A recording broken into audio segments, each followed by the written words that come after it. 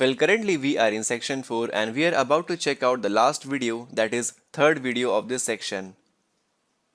So in this video we will check out what are switch case conditional statements. So within your editor, let us clean up our code. So let us now proceed and check out our switch case statements. So for that, let us define a string of grade equal to, let's call it A, like this. And now let us define our switch case statement by using the switch keyword like this. And as a parameter here, use the grad or the grade like this. Some misspell. And now use the curly bracket and then we can define our case. For example, suppose if the grade is A, then use the colon and simply print out excellent grade of A. Perfect. And then don't forget to use the break statement like this. That is, once the grade matches with this case A, then simply print it out and then break out of this switch case statement. That is, the control will come here like this, out of the loop. Similarly, you can define other case as well, such as case for grade B. Print out something. Very good. And don't forget to use the break statement here as well. Similarly, for the grade of C, you can do the same thing. Print out some message. Finally, use the break keyword. Now in the end, if nothing works out, so for that we have something called the default keyword, where we can print out our own statement. You have failed. Perfect. Launch the application. And there we go, we have got excellent grade of A like this. And now what if the user has actually entered instead of A, let's say C.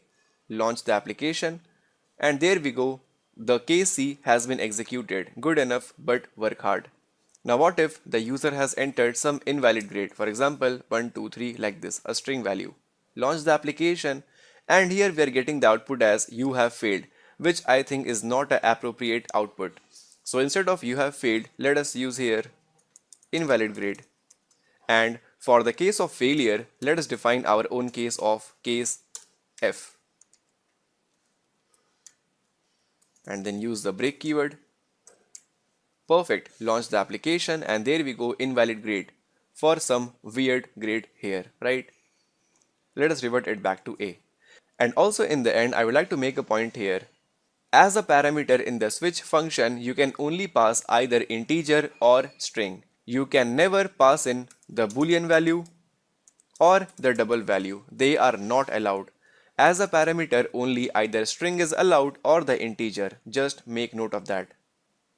And in the end, if you notice, the whole syntax of the switch case statement can be compared to the if-else-if ladder statement. Let me show you how. So here in this slide, if you notice, we have some syntax of switch case statement, where variable comes out to be an integer, as we are having the case of integer values here.